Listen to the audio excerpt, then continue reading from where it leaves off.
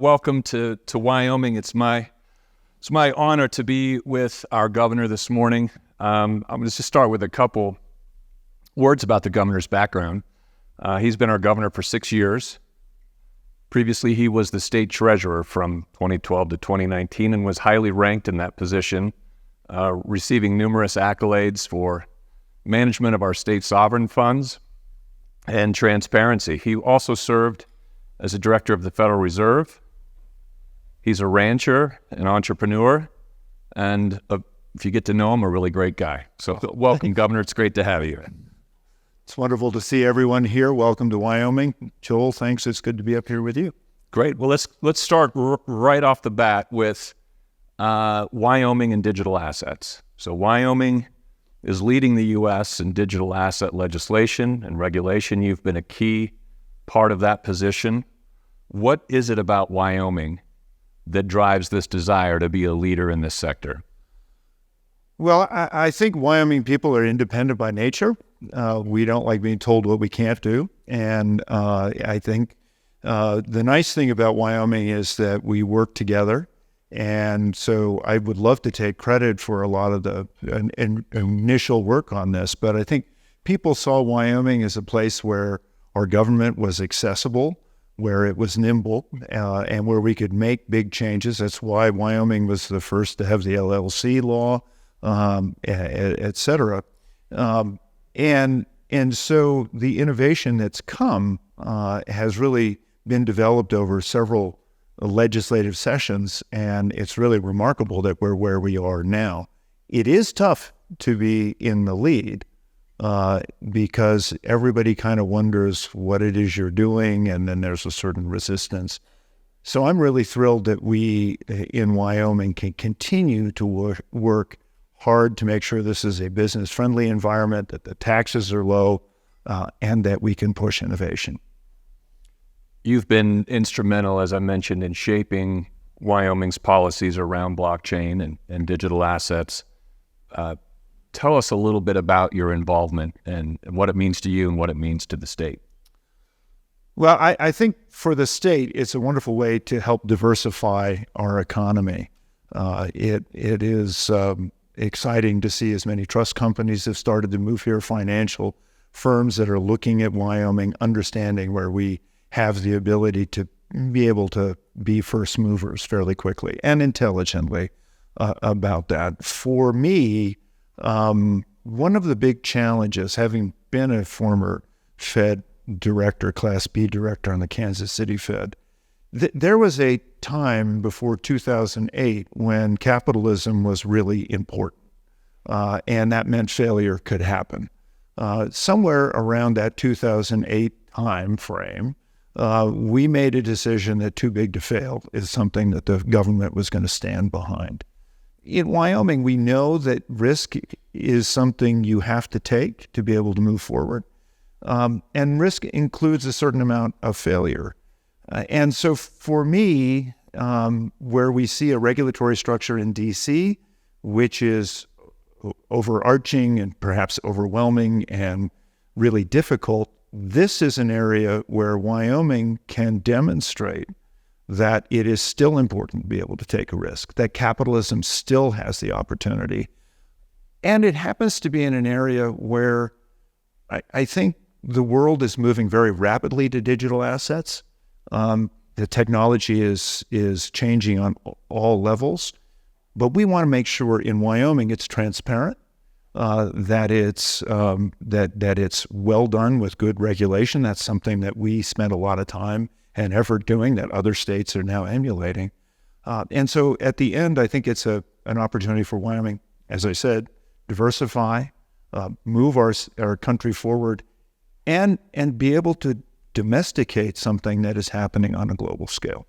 You mentioned risk, and I'll be quick to point out that it feels to me that while Wyoming is pushing out at the forefront, we're also being measured and careful and not being fast and loose. And you've been a big driver of that thoughtful approach to this involvement in digital assets. How do you balance a first mover advantage for the state with the risks that would potentially fall on the state? Well, and Joel, you serve on the commission as well, so I mean, we've had many of these good conversations. But the initial effort to launch the stable token was really attended with a whole bunch of promotion and opportunity. Oh my gosh, we're going to make tons of money. Look at how much money is out there in the digital universe. It's all going to come to Wyoming. We're going to be astounding. But then you look at people that fall flat on their face, and Wyoming and Albert Faulkner's here. Albert really helped to build sort of the book on how you regulate digital assets in Wyoming around our speedy special purpose depository institutions. And so getting that recipe right so that we don't fall on our face. And, I look at Sidecar, which was the original Uber. It was out there first, but nobody's heard of it.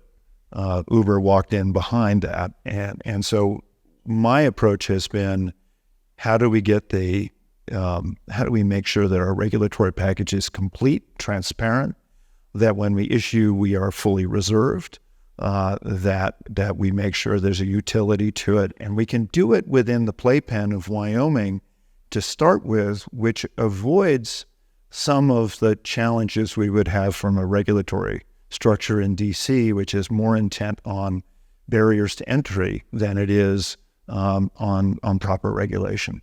I've heard you talk before about decentralized government, individual freedom. These are principles that are important to Wyoming. These are also principles that are part of the original ethos of digital assets. And tell us a little bit about what that means to you and why that's a part of your policy beliefs. Well, and Joel, thanks. I mean, as I mentioned at the beginning, I think Wyoming is a place that people really do respect individual enterprise. I think they want to see people take the opportunity to move forward.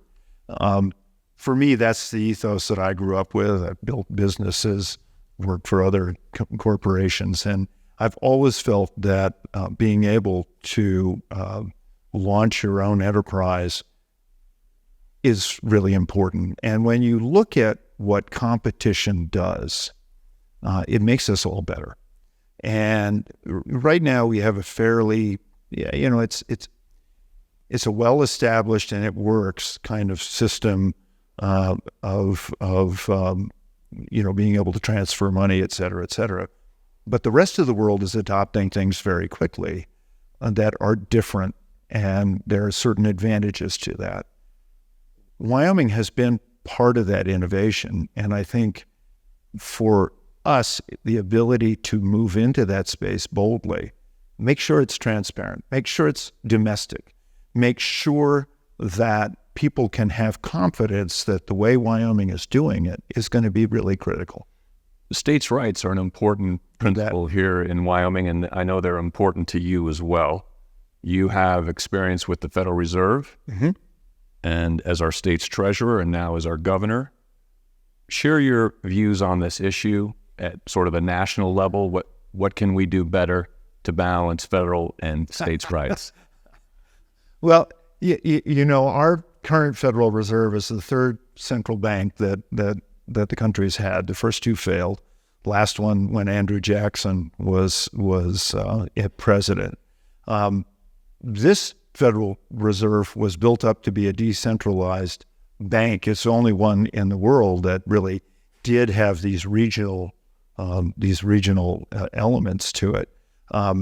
Somehow, and nothing against New York, but somehow New York, in the initial steps, sort of said, we're here with the Board of Governors because it's supposed to be balanced.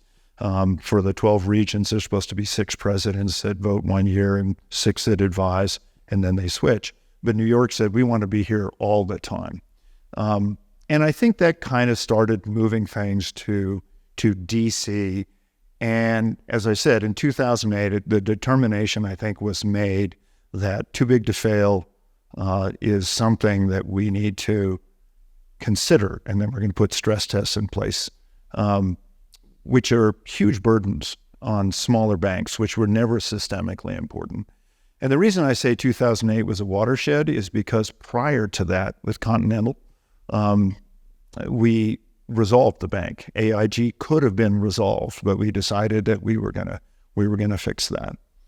So the Fed now is more of a drag on innovation than it is an opportunity to sort of put America first, make sure that the dollar remains the standard that we all want to see.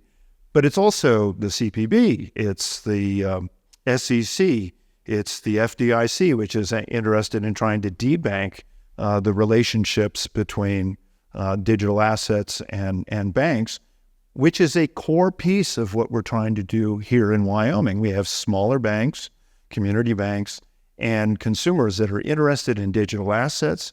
The ability to move between the standard banking and digital assets is something that Wyoming can pioneer. We can do it safely. We should do it safely, and we can build our entire economy. The state of Wyoming has embarked on a groundbreaking initiative to explore becoming the first public entity to issue a stable coin. We're calling it a stable token in Wyoming. You're the chairman of the Wyoming Stable Token Commission. You're showing up every month and running the meetings. Why have you decided to get behind this, and why is the state forging ahead with this idea?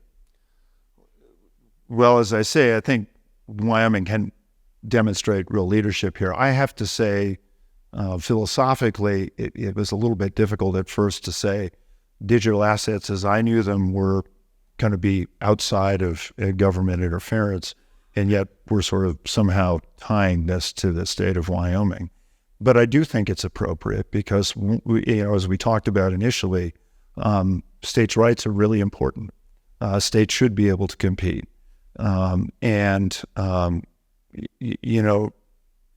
Joel, I think the way that we have approached this will demonstrate that states are the crucible of innovation, and really having this conference and having the ability to share perspectives and opportunities here, I think will just make it a much more robust robust and useful tool.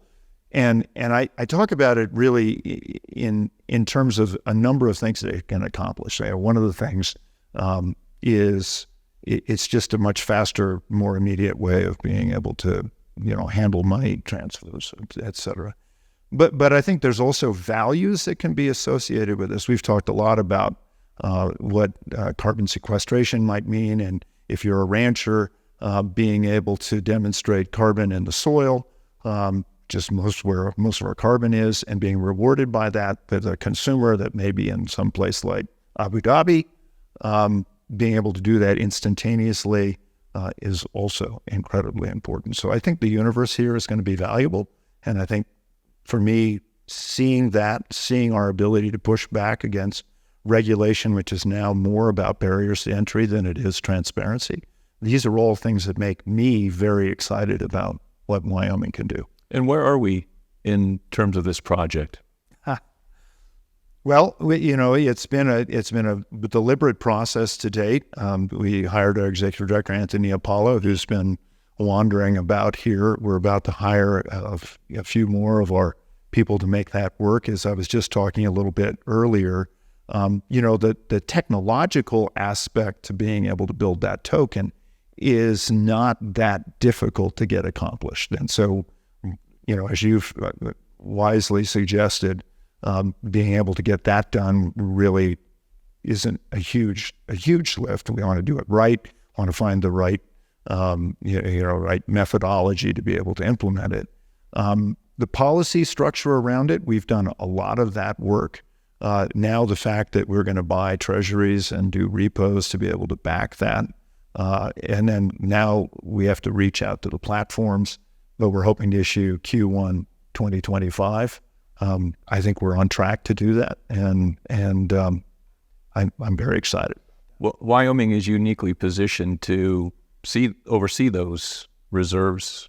Aren't we, given the sovereign funds that the state has accumulated? Speak a little bit about your experience as a treasurer and the treasurer's office as it continues, and what role they'll play in the management of the reserves? Well, Wyoming has been blessed with natural resources, and wisely, years ago, we took a portion of what we call severance tax. So when the mineral is severed from the land, we take a portion of that and put it into our permanent mineral trust fund. We're now 29.8 billion or something like that. When I was treasurer, we really led an effort, although Cynthia Lummis was a treasurer before me and started some of this work. We really evolved the way we manage those funds. And we now have a very successful office that is fully capable of being able to do a fairly rudimentary task of buying short-term treasuries, repos, and holding them. I think the temptation that I worry most about for our legislature, because Wyoming doesn't have an income tax and we are a very low tax state in all aspects, the temptation to say what are the profits we can make off of this is something I really think we got to resist. Our job is to make sure that the reserves are solid, they're there, that people can understand and see them there, and they can understand that the token is fully collateralized, fully reserved. If we are successful, there is adoption, and we do make profits. Mm-hmm. Where do those flow? So those will flow to our school system, which currently is able to get a certain amount of money off of our severance tax. This is another way to help fund our schools. So it's for the kids, folks. Yeah. Yeah. You should be a part of this. Governor, the state has a history of being an energy leader as well, and it's in our DNA. And that's another area where there's an interesting overlap with digital assets and emerging technologies like AI. Where do you see the state going forward in terms of its leadership in energy, and how might that overlap? You mentioned carbon sequestration. Sure. I want to prompt you to speak about the advanced reactor that's coming up in Kemmerer. Where do you see the state's role in energy and the overlap that has with emerging technologies that are so energy dependent? Yeah. Well, Wyoming is unbelievably blessed with natural resources. So we have, we're first in coal. We can talk about coal in a second. We're ninth in oil. We're ninth in natural gas. We have some phenomenal wind. The largest wind farm in the country, second largest in the world, is under construction. We have solar, and now, with the TerraPower project, we have the first advanced modular nuclear reactor. We're also bringing in BWXT to look at, even smaller micro reactors. So we've really led the field in how we have a bonus of energy. When we talk about coal, I know coal is something a lot of people look at as a problem, but it's about CO2 capture that becomes much more attractive. If we can do a better job of burning our coal and also incorporating biomass with that, we can actually end up with, and I've called it a carbon negative, but I think what it means is we can actually sequester more CO2 emissions than we emit. This is the way you start to bring that curve down. These are all things that Wyoming is really leading in, and I'm very excited about our ability to make that case. That's great because, as we all know, with data centers, with AI coming on, the demand is enormous. And our ability to power that is going to be dependent on being able to power that in a reliable way. Because if we have intermittency, which is what renewables have a place, but the intermittency can be a real problem if you're counting on that. In fact, early on, flaring gas, we were able to figure out a way to be able to mine Bitcoin off of flared gas, putting generators on, but that's proven to be a little bit more difficult with the intermittency of the gas flow. So basically, this is a wonderful symbiosis for us, where we have lots of energy, and we have the ability to lead on digital assets as well. Well, we are grateful for SALT to bring all these folks here to Wyoming. Yeah. We hope you'll all be back next year again. And thank you to Anthony and John and Joe and the team at SALT. Thank you to Kraken, the University of Wyoming, for sponsoring this. Thank you all for traveling out to Wyoming. And please join me in thanking Governor Mark Gordon for joining us this morning. Thanks.